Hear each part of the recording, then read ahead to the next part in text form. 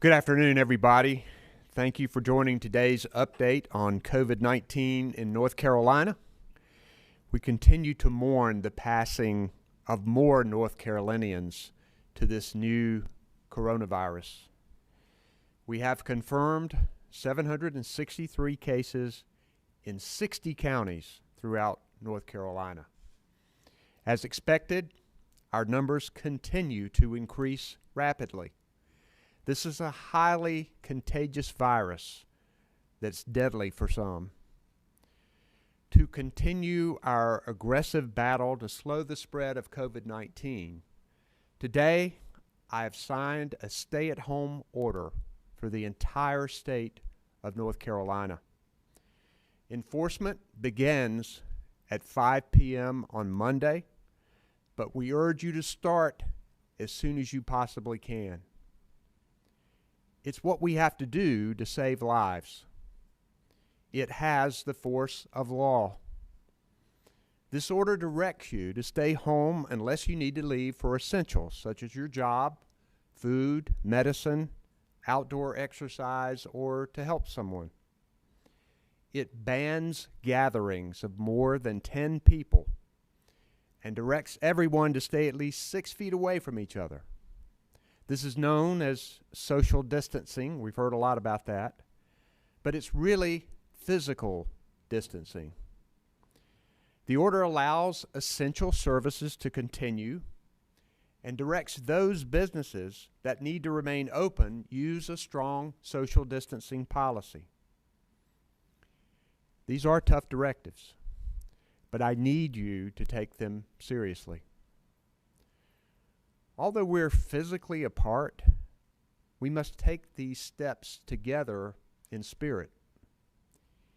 Even if you don't think you have to worry about yourself, consider our nurses and hospital staff, doctors, people who will be stretched beyond their capacity if we're unable to slow the spread of this disease.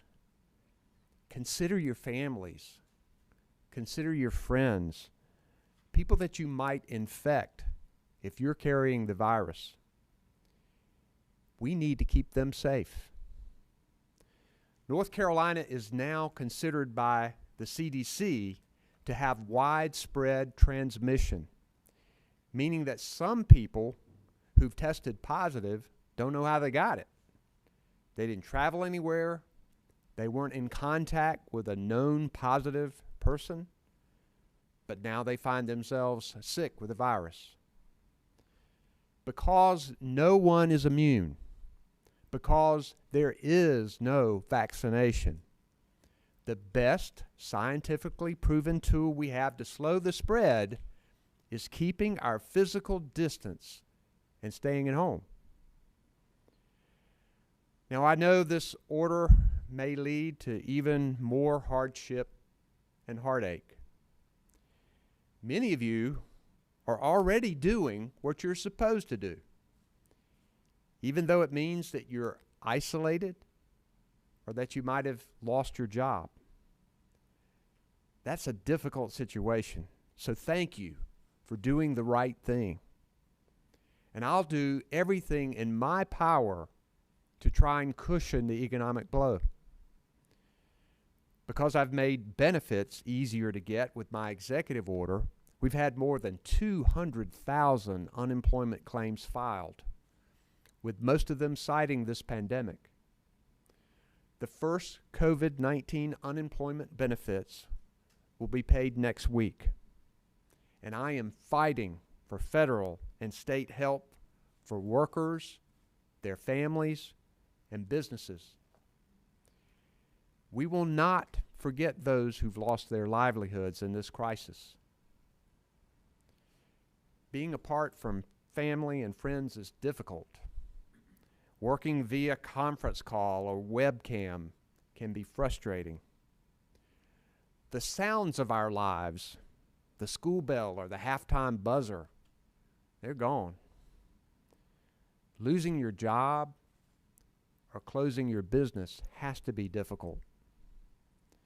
But we have to act now in the safest, smartest way while we have the chance to save lives. It is truly a matter of life and death. And even with the uncertainty of these times and the new pace of our lifestyles, we know that the good part of our lives as North Carolinians will return. We fight this disease now so that we're better able to defeat it in the future. Thank you for heeding these orders and for your patience. And as always, a special thanks to our healthcare workers and their dedication to this state. We're all grateful for you. We're all praying for you. Today I'm joined by Dr. Mandy Cohen, our Secretary of the Department of Health and Human Services, Mike Sprayberry, of our Director of our Emergency Management, and Eric Hooks, our Secretary of the Department of Public Safety. Sign language is being provided by Nicole Fox and Monica McGee. First, I would like to ask Dr. Cohen to come forth and add a few words and updates. Dr. Cohen. Thank you, Governor. I'm grateful for your strength, for your fortitude in the face of such uncertainty, and your willingness to act decisively to protect the health and safety of North Carolinians. One only has to look around the world to see the devastating consequences of the virus. The data coming out of Italy and China is sobering. In Italy, 29% of people who tested positive for COVID-19 had severe or critical illness. In China, it was 19%. Early data from the United States paints a similar concerning picture. The Centers for Disease Control and Prevention estimates that between February 12th and March 16th, somewhere between 20 and 30% of people who tested positive for COVID-19 in the United States were hospitalized, with 4 to 11% needing intensive care. While these studies don't give us the complete picture of the virus, they are certainly extremely worrisome. We are aggressively working to learn as much as possible about the virus across the country and here in North Carolina. At the same time, we do not have the luxury of time. We must act quickly based on what we do know to slow the spread of the virus. If we do not act preemptively to slow the virus right now, many people will get sick at the same time, which could overwhelm our medical system and compromise their ability to provide care. I've heard from many hospitals, physicians, and other clinicians concerned about that surge in demand and how it could overwhelm them and cause suffering and harm. Both the North Carolina Medical Society, the North Carolina Healthcare Association, which represents doctors and hospitals across the state, have warned about potential shortages of supplies and equipment and hospital beds. No one wants that to happen. And the only way to prevent it is for fewer people to get sick at the same time. That's what flattening the curve means. Our best weapon is social distancing. What we can do today can save lives in the weeks and months to come. And the more social distancing actions we can take and stick to, the more likely our healthcare system will be there for everyone who needs it. Our actions, your actions, can save lives. Staying home saves lives. If you have to be out, stand 6 feet away from other people to lessen your chances of catching COVID-19 or infecting someone else. Remember to wash your hands frequently, cough into your elbow, and if you feel sick and have mild symptoms, stay home and call your doctor. But that's not all. There are other things you can do to reduce your risk for serious illness. We know that those with underlying lung disease or uncontrolled chronic disease like diabetes or heart disease can increase someone's risk for severe symptoms from the virus. So, what does that mean for you? If you have high blood pressure, work with your doctor to make sure it's controlled now. If you have diabetes, make sure you're managing your blood sugar now. If you were thinking about quitting smoking, There's never been a better time. Do it now, and importantly, don't vape. Make sure you're getting exercise and are eating healthy. And let's give ourselves and our loved ones the extra care and patience that they need. Take a walk outside, give yourself a break from the news, check in with neighbors and friends and family by phone or by video, and ask for help if you need it. Many behavioral health clinicians in North Carolina are ready to take new patients and provide care over the phone or by video. More information is available on our COVID-19 website under Managing Your Overall Health. There are many things that we are not able to control, that are not within our limits, but it's up to us to act where we can. We can do this, we are strong, and we are in this together. Thank you.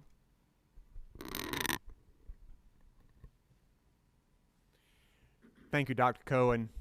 You can text COVID-NC to 898-211. You'll get several notices a day via text. There is a wealth of information there, and it will answer a lot of your questions. You can also call 211, and they can route you to the resources that you need. I'll now call on our Director of Emergency Management, Mike Sprayberry. Mike. Thank you, Governor. Good afternoon. Today is day 18 of State Emergency Operations Center activation for the COVID-19 response. We have 51 counties with their local emergency operations centers activated. 95 counties in the eastern band of the Cherokee Indians have declared local states of emergency. With today's new executive order, I know there'll be a lot of questions. A team of attorneys has worked hard to craft that order, and a frequently asked questions document to go with it to explain it as clearly as possible. That FAQ document is available on the state's COVID-19 website at ncdhhs.gov/coronavirus. I want to stress that businesses that are allowed to remain open under the executive order will not need to have any extra credential or permit to continue operations. Businesses should review the executive order and the FAQ document carefully to determine whether they may continue operations. In cases where a local order and the state may differ, the more restrictive requirement will apply. We have an expanded team here at the State EOC that continues to work aggressively every day to locate and acquire needed personal protective equipment for our healthcare workers and first responders, including masks, gloves, and gowns. National Guardsmen are receiving, inventorying, and shipping supplies out quickly after they arrive at our warehouses. We're also working to prepare for the surge of patients expected at our hospitals. We're identifying facilities that can serve as overflow for our hospitals, and the U.S. Army Corps of Engineers is helping to prepare facilities. As the governor said, North Carolina 211 continues to help hundreds of people every day with assistance and information related to the coronavirus. By dialing 211, people can get help with food assistance, paying rent and utilities, and basic information. He also said, you can receive information from 211 by text. Just text COVID-NC at 898-211 to get regular information updates via text. People at the federal, state, and local level are working hard to make our state safe. With everyone's cooperation and positive attitudes, we're all going to get through this together. Thank you very much. Thank you, Governor. Thank you, Mike, and thank you to all who are working here at the Emergency Operations Center 24/7, and thank you for the great work you do for this state.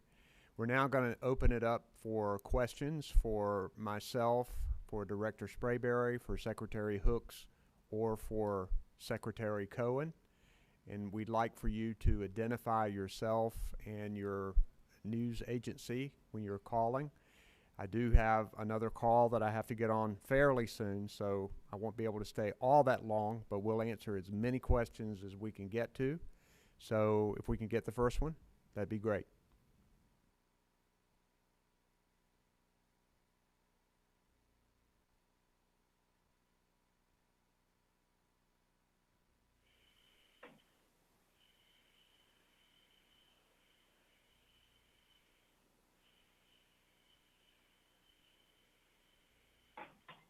Hey, this is Randall Kerr at WRL-TV. A question for the governor. For local counties or cities that are already under stay-at-home or shelter-in-place orders, what does your action change for them? Issued an order that applies everywhere in North Carolina. If a local entity, a local government, a county, or a city has enacted an ordinance, if it is more restrictive, the more restrictive part applies. Many of these orders are very similar, however, to the order that we have issued. But if there is a difference, then the more restrictive version, whether it's the state order or the local order, applies.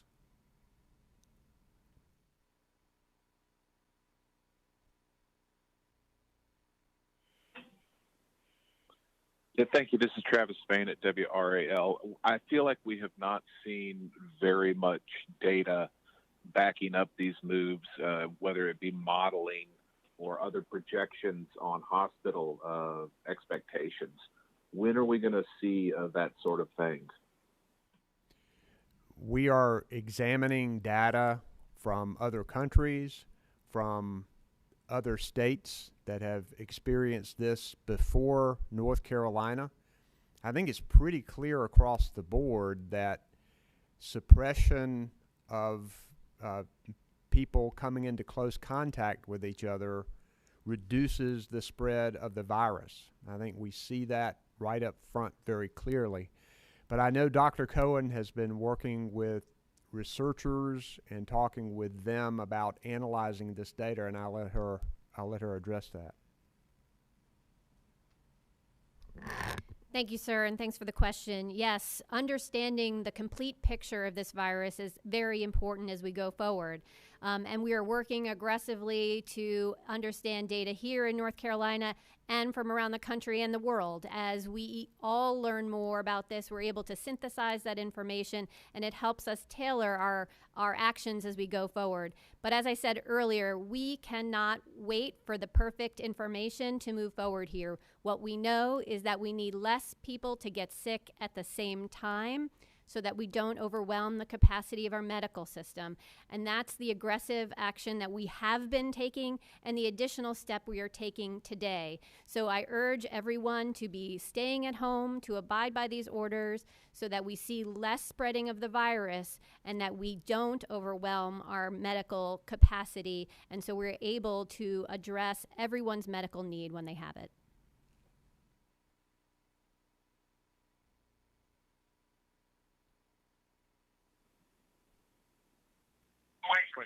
Oh, pardon. Hello, my name is Elizabeth Ann Brown. I'm a reporter for the Asheville Citizen-Times newspaper. I understand that violations are considered a Class 2 misdemeanor, but who is responsible for enforcing the order, and how will those charges be processed? Will people be detained? I'm not quite sure I heard the question, but it had to do with the fact that violation of this order is a Class 2 misdemeanor. We hope and believe that people will voluntarily abide by this order because of the seriousness of it and the fact that this virus is being transferred so easily from one person to the other. We're hoping everyone will follow the rules. We provided this order to law enforcement. They're looking at it now. What we want law enforcement to do is to encourage people to abide by the order. And if they see people that aren't, then encouraging them to do it. If people continually and flagrantly violate this order, then law enforcement and local district attorneys have the discretion under the law to charge that person and prosecute that person. We hope it doesn't come to that, but we want people to know that this is a serious order and that we want you to follow it.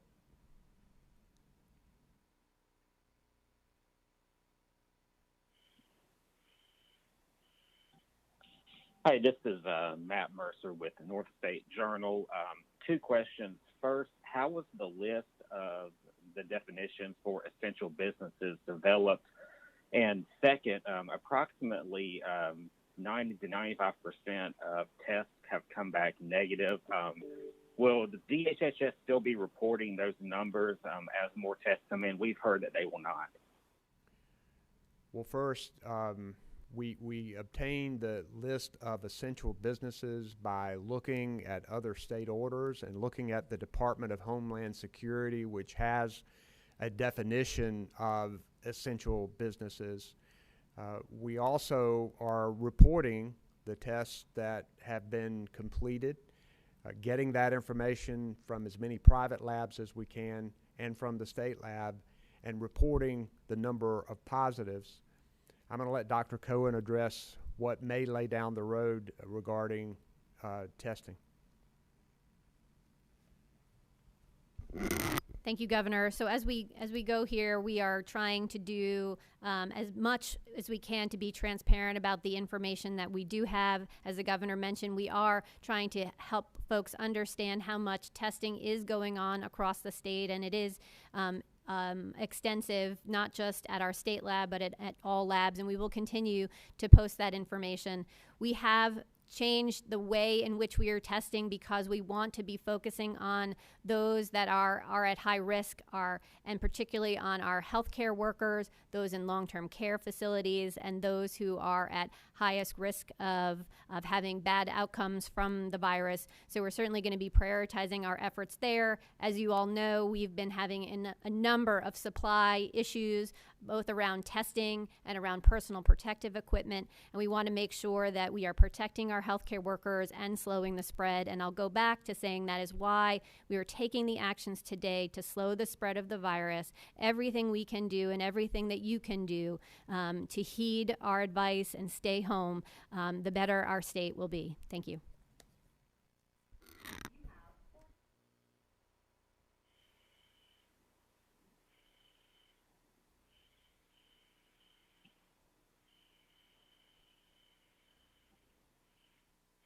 Question, please.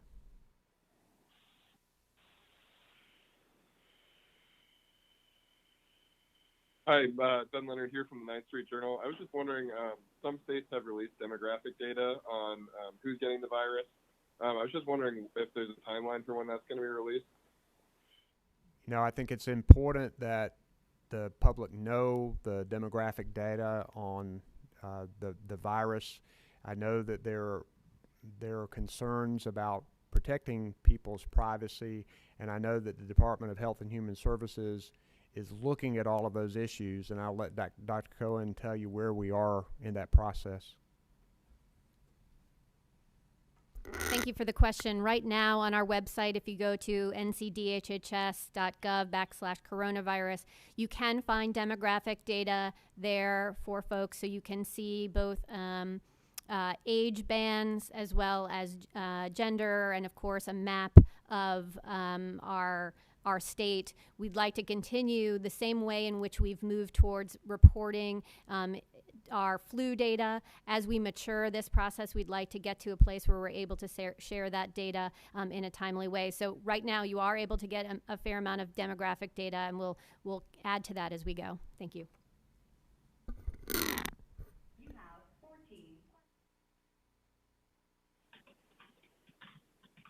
Hi, this is Melissa Boughton from NC Policy Watch.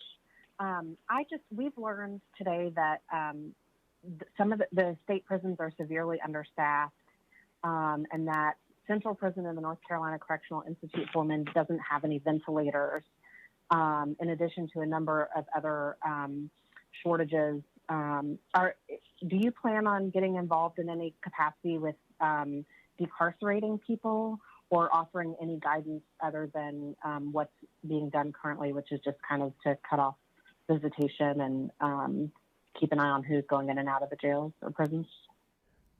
We take protection of our corrections officers very seriously and have spent the last year or so working hard to improve conditions for them and also raising their pay.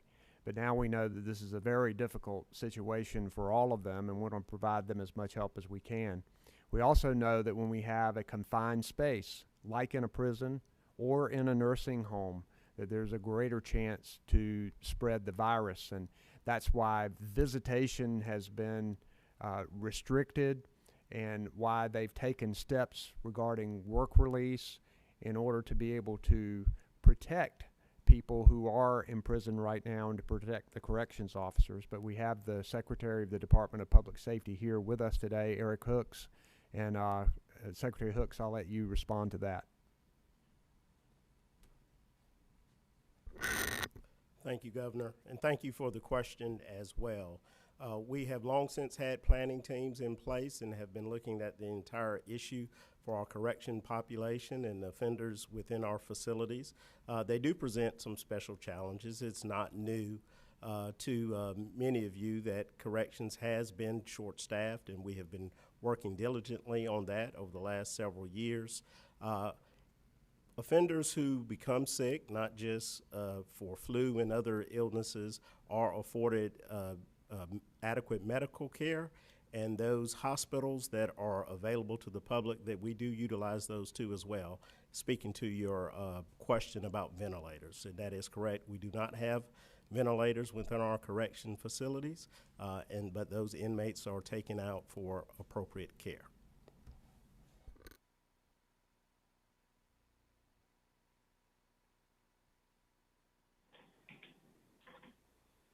Fox 8 News, Greensboro. With many communities enacting their stay-at-home requirements at 5 o'clock this afternoon, why is the state waiting until Monday? Well, we've spent time trying to make sure that we get this order right. We've also taken aggressive action over the last week, closing K through 12 public schools, closing down bars and restaurants, banning mass gatherings, closing certain businesses that gather people together, and closing businesses that provide personal services where social distancing isn't possible. All of those things have been done to work to suppress the spread of the virus. We see cases continuing to rapidly increase. And so now we want to put this stay-at-home order, even though we've been telling people to stay at home, this now orders it, and we think that's important. We also believe it's important that people need some lead time if they need to close their business, if there's other things that they need to do to be able to have some time to plan for when this order goes into effect Monday at 5 p.m. However, as I said earlier, I'm asking people to voluntarily begin compliance now. We need to take action, and we need to make sure that we are staying apart from each other and that we don't increase the chance that we transmit this virus from one person to the next. We've done a lot of tests, but overall it's limited testing, and we know that there are a lot of people carrying this virus who've not yet been tested, and so we're going to rely on the data, and this order in place now I think is positive for our state to help slow the spread.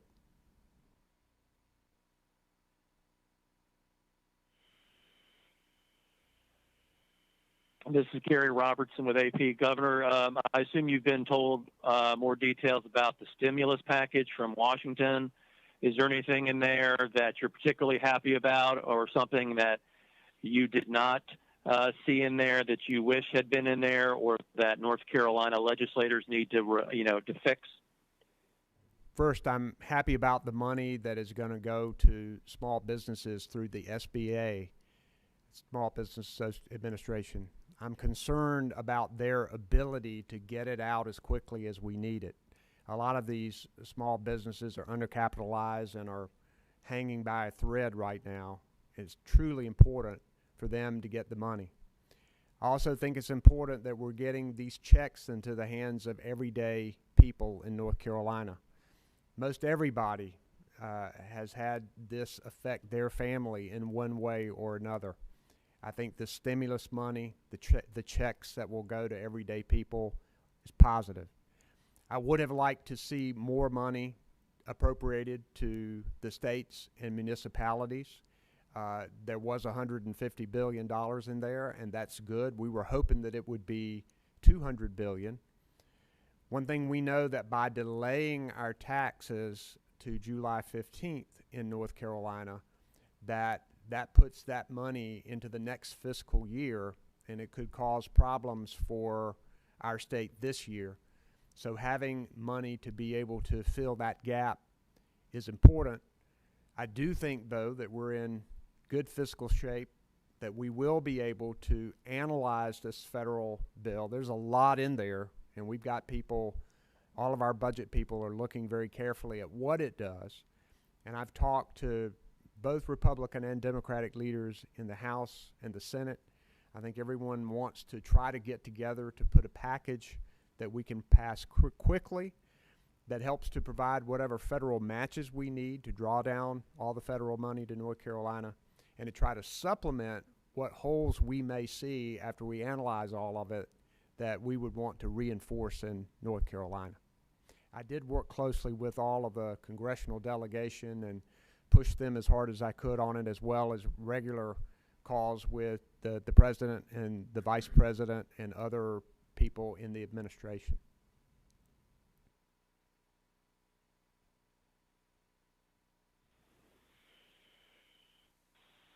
Hi, yes, this is Lakewood with WSC. The question is, these tests we're using to test people here in North Carolina, how well are they and how accurate are they? I think the question was the tests that are being used in North Carolina, how accurate are they? I think that the scientists believe that they are accurate. They have been approved by the FDA, and when these tests were run earlier in the process, there were confirming tests that were done after the samples in order to make sure that the lab was approved and the method was approved. I think sometimes with the way samples are collected, sometimes there can be false positives and negatives, and there's still a lot that we don't know about this COVID-19 coronavirus. But I think pretty accurately these tests are reflecting whether people are positive.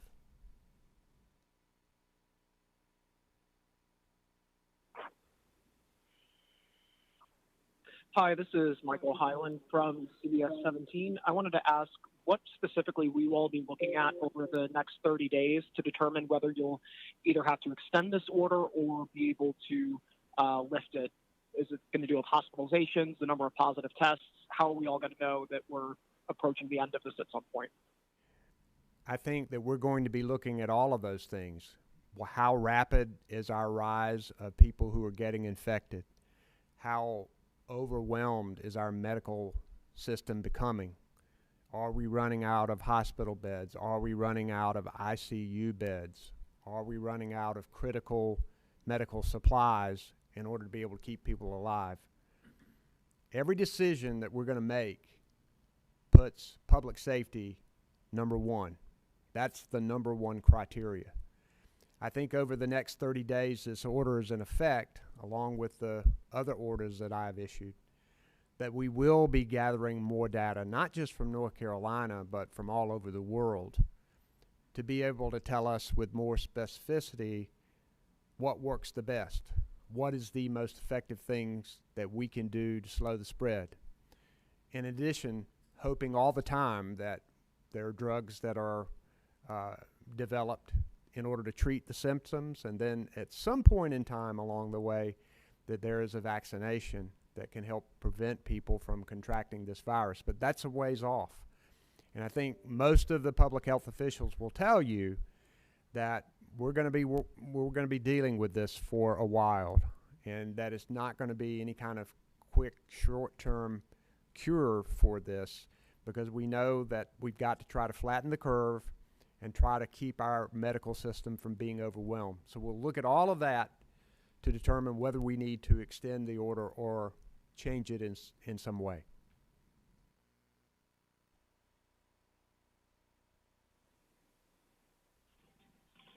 Yes, this is Brett Jensen from WBT News in Charlotte. Governor, are you seeing at a statewide level the problematic issues of getting test results back in a timely manner? The health director at Mecklenburg County here said that it's been very challenging trying to get test results back in a timely manner. Are you seeing that at a state level? We are. I will tell you that our state health lab has a pretty good turnaround time. The only problem with the state health lab is the limited number of supplies, testing supplies that they have. And remember, going back to the beginning of this crisis, we did not get the testing supplies that we needed from the CDC. No one in the country did. So we had to rely on other methods. And I'm proud that LabCorp, which is located and headquartered in North Carolina, was able to step up and to put together a way that was a test that was approved. The problem that LabCorp has now, though, is that they are a national lab and they're receiving collected samples from all over the country, and they are themselves seeing a backlog. We're encouraging other entities to get involved in this, but yes, there is a wait for turnaround time. But regardless of whether you are waiting for the results of a test, if you do experience the symptoms that you read about with COVID-19, please get in touch with your doctor or another healthcare professional. And if you don't feel bad enough to go to the hospital, isolate yourself and make sure you don't go around anybody else in order to protect people in your family, in order to protect people that you may see when you go out, whether or not you have the virus. And that is what a lot of the doctors are telling their patients right now. We got to keep working on getting as many testing supplies and getting as many tests done as we possibly can, but there also has to be a priority in making sure that the test results are analyzed for our frontline healthcare workers, for people who are in critical condition or who are hospitalized and we think they have COVID-19. It's unfortunate that we did not get the supplies that we needed, but I'm proud of the people, the work that they have done to get as many tests done in North Carolina as we have.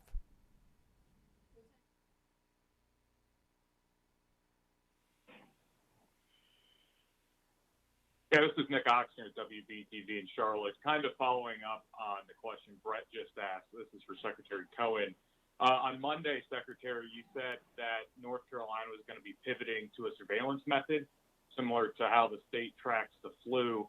Your office on Wednesday told me that the state epidemiologist would be briefing reporters on what that surveillance would look like by the end of the week. This morning, Gibby Harris, the health director in Mecklenburg County, said that the county had received no guidance yet on surveillance methods. So where's the process of surveillance and putting that into place? And in light of that, or in absence of that, and in light of delayed testing, how can North Carolinians be sure that you guys have the data you need to make a decision? Sure. Thank you for the question. Obviously, the governor's announcement today took precedent over having our epidemiologist brief further on our surveillance method, but I'm sure we'll make time for that as we go forward next week. What I would say is that we are working on making sure that we're getting a complete picture of this virus. It's important as we move forward. But as I said earlier, we don't have the luxury of time to wait for the perfect data. And so we're needing to make the decisions now. And I applaud the governor for his decisive and proactive addressing of this crisis to slow the spread of the virus, and we'll be sure to get back to folks on the details of how we're going to be tracking the virus as we go forward here. Thank you. I do have to go and take another call. We're grateful for the questions that we've gotten today. Please submit additional questions to our public information officer. Please, everyone, heed this order. Make sure that you stay safe and that you look after your friends and family. And let's all of us do our part here in North Carolina. Thank you very much.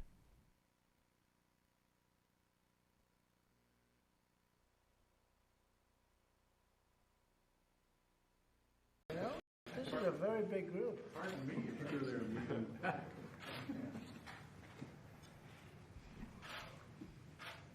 Well, thank you all very much. It's a very important day. I'll sign the single biggest economic relief package in American history, and I must say, or any other package, by the way. It's twice as large as any relief ever signed. It's $2.2 billion, but it actually goes up to $6.2 potentially trillion dollars. So you're talking about a $6.2 trillion bill, nothing like that. And this will deliver urgently needed relief to our nation's families, workers, and businesses. And that's what this is all about. And it got a 96-0. And I don't know, what was the number in Congress? A voice. It's fantastic. I think it's just as close. That's pretty amazing. That's a thing. And I don't know. Yes. So that's fantastic. But I want to thank Republicans and Democrats for coming together, setting aside their differences, and putting America first. This legislation provides for direct payments to individuals and unprecedented support to small businesses. We're going to keep our small businesses strong and our big businesses strong, and that's keeping our country strong and our jobs strong. This historic bill includes the following: $300 billion in direct cash payments will be available to every American citizen earning less than $99,000 per year, $3,400 for a typical family of four. So family of four, $3,400. And then $350 billion retention loans for small businesses with loan forgiveness available for businesses that continue paying their workers. The workers get paid. Approximately $250 billion in expanded unemployment benefits. The average worker who has lost his or her job will receive 100% of their salary for up to 4 full months. So things like this have never happened in our country. $500 billion in support for hard-hit industries with a ban on corporate stock buybacks. We don't let them buy back the stock. We don't let that happen. And tough limits on executive compensation. Over $100 billion to support our heroic doctors, nurses, and hospitals, and you see what's happening. And I want to thank, while we're here, also the incredible job that's done by the Army Corps of Engineers and by FEMA. It's been incredible. They did 4 hospitals in 2 days or 3 days in New York, and they're like incredible structures. What a job they've been doing, and they're doing them all over the country. $45 billion for the Disaster Relief Fund, supporting our state, local, and tribal leaders. $27 billion for the development of vaccines, therapies, and other public health response efforts, including $16 billion to build up the strategic national stockpile with critical stockpiles. And we have tremendous supplies coming into the stockpile, and you'll be seeing that and hearing about it a little bit because we're doing a news conference at 5:30 on what's happening. We've had tremendous results on the respirators. We've had great results on just about everything we're talking about. Boeing just announced that they're going to be making the plastic face shields, the actual shields, which are hard to come by, and they're going to be making them by the thousands a week. And the ventilators, which is probably the most difficult because it's like building a car. We will be announcing thousands are going to be built, and we have them under contract, and we have fast deliveries. As you know, we delivered thousands to New York, and unfortunately they were delivered to a warehouse, which was good. Unfortunately, they didn't take them, but now they're taking them. New York is now taking them and redistributing them around the areas that they need. So you have also $3.5 billion to states to expand child care benefits for healthcare workers, first responders, and others on the front lines of this crisis, and $1 billion for securing supplies under the Defense Protection Act. And as you know, I've enacted the act. We've used it 3 or 4 times. I pulled it back 3 times because the companies came through in the end. They didn't need the act. It's been great leverage. I have instituted it against General Electric. We thought we had a deal for 40,000 ventilators, and all of a sudden the 40,000 came down to 6,000. And then they talked about a higher price than we were discussing, so I didn't like it. So we did activate it with respect to General Motors, and hopefully maybe we won't even need the full activation. We'll find out. But we need the ventilators. I said hello today. I called him a wonderful guy, Boris Johnson. As you know, he tested positive. And before he even said hello, he said, "We need ventilators." I said, "Wow, that's a big statement." and hopefully he's going to be in good shape. I just spoke to Angela Merkel, and she's quarantined also. She is right now for a period of 2 weeks being forced to stay in her house. So this is just an incredible situation. Last night I spoke to President Xi. We talked about the experience that they had in China and all of the things that have taken place, and we learn a lot. They've had a very tough experience, and they're doing well, and he's doing well. President Xi is doing very well, but we learned a lot, and we have great communication together. We're going to be sent great data from China, things that happen that they see that they've had an early experience, and we're getting all of that information.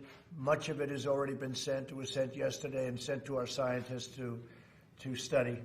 So we'll have more on that also. We'll be discussing that at 5:30. I just want to thank the people behind me. They've been incredible friends. They've been warriors. There's nobody tougher or smarter than the people standing alongside of me. And I think I want to start off by asking Mitch and then Kevin to speak, and then we're going to go through a few of the folks in the room if they'd like to say something. But Mitch, I'd love you to say a few words, because this man worked 24 hours a day for a long time. This is the result. It's the biggest ever approved in Congress, $6.2 trillion. So, we used to get used to the billion.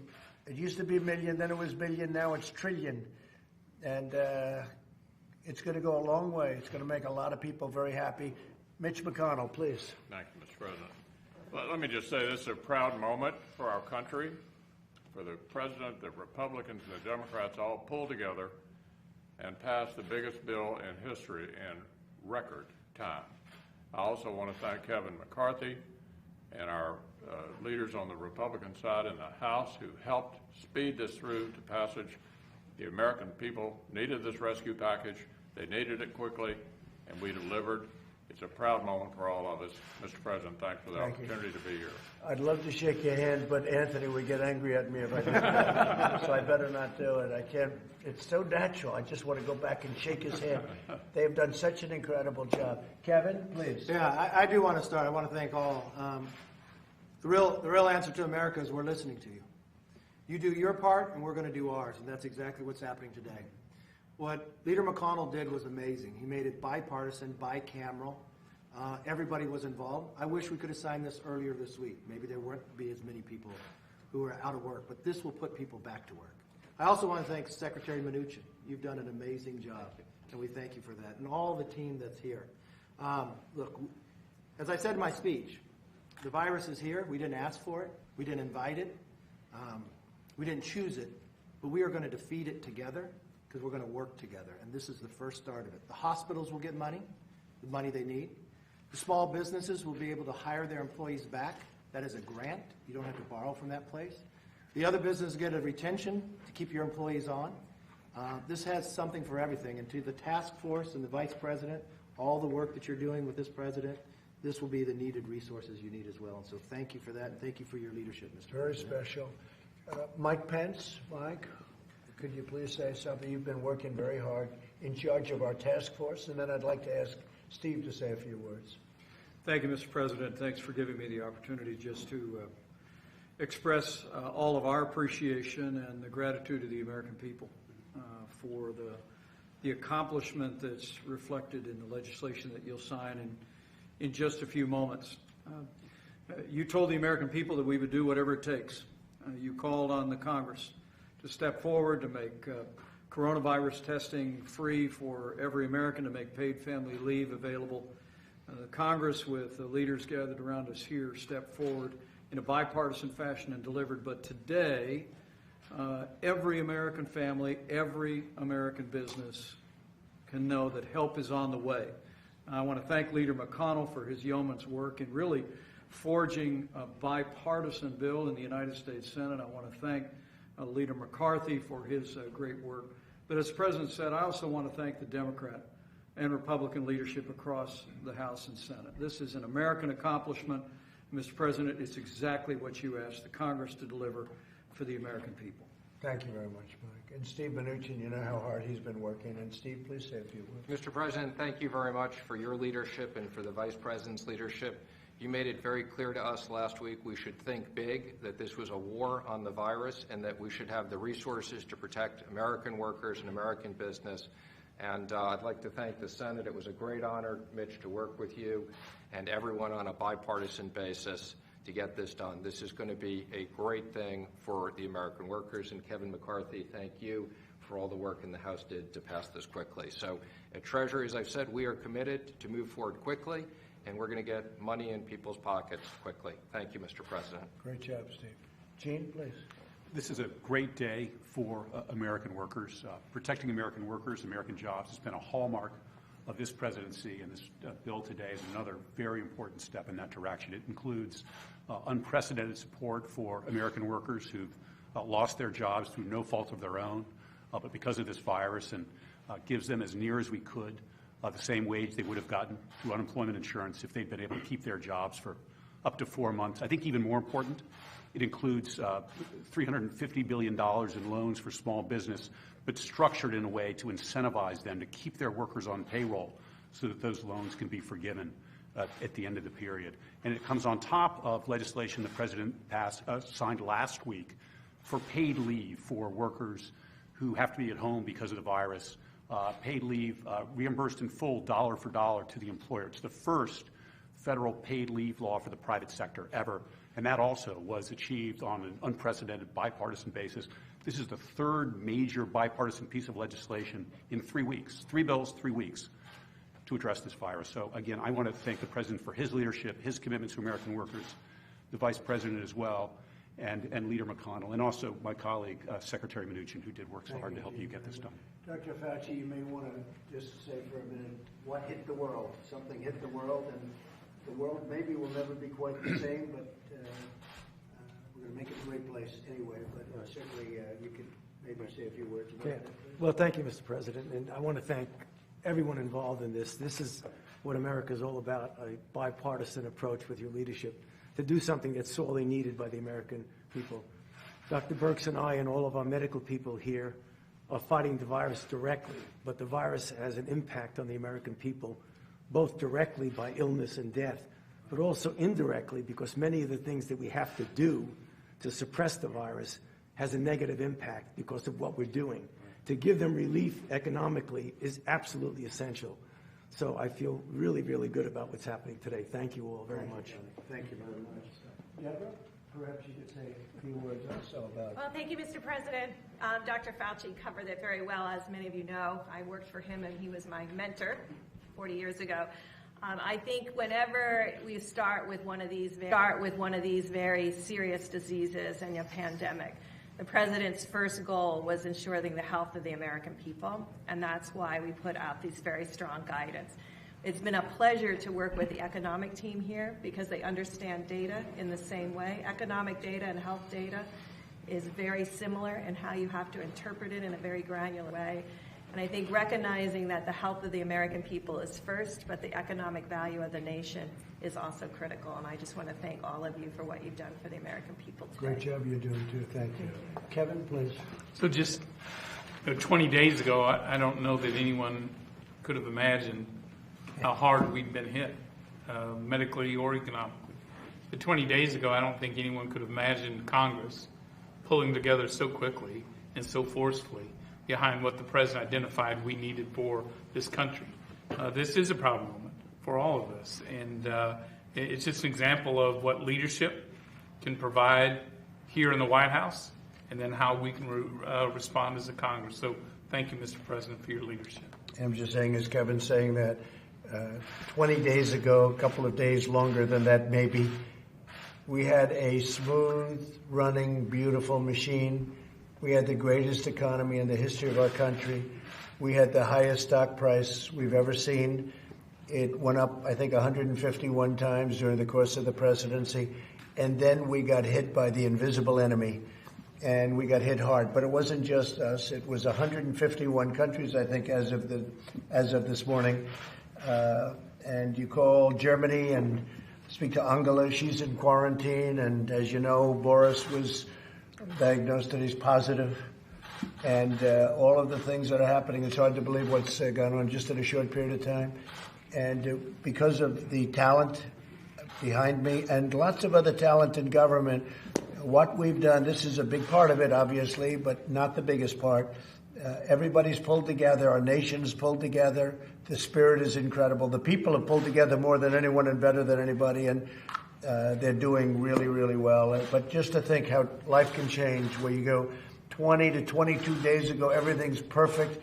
We're looking forward. I'm saying, when are we going to hit 30,000? I want 30,000. That means more jobs and more everything. And then one day we get hit with this thing that nobody ever heard of before. Nobody ever even heard of before. And now we're fighting a different battle. But I really think in a fairly short period of time, because of what they've done and what everyone's done, I really think we're going to be stronger than ever. And we'll be protected from a lot of this. A lot of the things, Anthony, that we've done now, that we're doing now, are going to protect us in the future. This should happen again. From testing to so many other, even stockpiles, right? Vaccines. Yeah, the vaccines, hopefully, and vaccines, cures, therapeutics, whatever you want to call it. It's a lot of progress. And I think on that score, I think we're making a lot of progress on vaccines. We're making perhaps a lot of progress on cures and therapeutics. We'll be letting you know. Anybody else have anything? Greg, please. Go ahead, fellas. I would just say I've never seen you shy away from a challenge. Your leadership and your policies and this great team brought America this enormous economy, and guess what? You get to do it again. And this bill is the next step in that, and we can build back this economy with your leadership and with the healthcare team you've got here, too. We're doing the right thing for the American people, and they know that. I can tell you that from the ground. It's not easy. No. It's not easy. We don't want to shelter in place as Americans. We want to be out, especially in the Northwest. Yeah. But we know we have to do this for the safety of our relatives and families and our community and our country. So thanks for your leadership and the great team you've assembled. Appreciate it very much. Yeah. On behalf of small businesses, they're the backbone of the American economy. About half the people that work in America work for a small business, and they're hurting out there right now. I'm from Ohio. I'm the ranking member of the House Small Business Committee. And back there, non-essential small businesses are shut down. Without this legislation, it's questionable whether they would reopen. Because of this legislation, they now have a great chance of that. And those people that work for small businesses that are shuttered out will be paid. That's really important. This wouldn't have passed without your leadership, Mr. President. Thank you. Thank you very much. And, Eric worked so hard. You all know Eric. And he was at Steve's side the whole way. And where is our man? Do I see Larry? Yeah, Larry. The two of them. How about Eric and then Larry say a couple of words? And well, thank you very much, Mr. President. I really appreciate it, and Mr. Vice President as well. So you encouraged your team to be bold, be brave, and go big, and we certainly delivered today. $6.2 trillion is tremendous. So we've made sure that we can reassure Americans that their paycheck is protected and that their earnings are protected. We've made sure that we can provide significant reinforcement to the American economy as a result of your leadership. And finally, looking ahead to address the virus, we've included significant resources in order to ensure that those therapies and ultimately that vaccine can come online as quickly as possible. So protecting the public health and protecting the economic health of America is what you've directed us to do. And together with the team, we've worked hard to deliver today. Thank you very much, Mr. President. And Steve is going to work very hard on getting the money out quickly, and hopefully it can be distributed very quickly, especially when they have some old computer equipment that they have to use, but you're going to work on that very hard. We are indeed. Larry, please. Larry. Oh, thanks, sir. Just hats off to Mitch McConnell. Did an amazing job, and House leadership as well. And I agree with the bipartisanship. I want to give special thanks to my friend Stephen Mnuchin, who I think did an extraordinary job. We were up there helping him out in one spot or another, but he's indefatigable and got it done. And I'll just say this, Mr. President. A few months ago, this economy was roaring, and we've hit this, literally this bug, this virus, and we will deal with it. And I think the assistance bill here, which does have growth incentives, will help lead us back to a very strong economic rebound before this year is over. I think that too. I think we're going to have a tremendous rebound at the end of the year, toward the end of the year. I think we're going to have a rebound like we have never seen before. Even now it wants to rebound. You can see it, you feel it. It wants to rebound so badly. And, we've had those really big, I guess the biggest ever stock market surge 2 days ago, and yesterday was great. 3 biggest days in the history of the stock market. It wants to rebound so badly, but we have to get rid of the bug. We have to get rid of the virus. Now, I'm going to sign this, and it's a great honor. $6.2 trillion. I've never signed anything with a T on it. I don't know if I can handle this one, Mitch. We can't chicken out at this point, can we? I don't think so, huh? All right. Thank you all.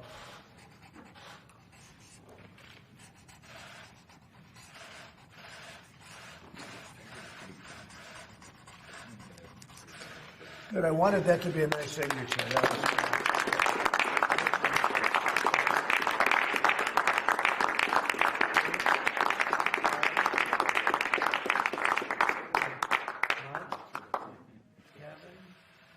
Kevin, come on, fellas. Come on over here. Elaine, what a job she's doing with transportation. How's transportation, okay? You always talk about the supply chain. I do. It's really important. I do. This bill is going to help the supply chain and the workers. Anthony? Thank you. Thanks, Tony, very much. Okay. Thank you. Thank you, Greg. Appreciate it. Bob Lighthouser, thank you very much. Bob was a little less involved in this. He's too busy making trade deals. Okay? You have one? Well, you definitely have to have one. Go ahead. Thank you, everybody. So we're going to have a 5:30 news conference in the same location. Seems to be doing quite well. And we appreciate everything, and we really appreciate the fairness, at least from most of the press. We really do. Thank you very much, everybody. Thank you. Thank you very much. Mr. President, there was a rare moment of agreement today between you and Senator Kerry over this issue with Massey. Could you expand a bit on that? Well, he made a little joke about a man named Congressman Massey. I thought he was totally out of line, Congressman Massey. Because of that, I guess a lot of people had to come back. And they had to go into a place which, frankly, we're not supposed to be in, in light of what we're doing with Deborah and Tony and all of the professionals. So people had to come back, and just no reason for it. So John Kerry made a little joke out of it, and I agreed with his joke. And I said I never knew he had that kind of a personality, but we actually put it up, and he was right. Okay, we'll see you in a couple of minutes, folks. Thank you very much. Thank you. Thanks, everybody. Good job. Guys, still, let's go.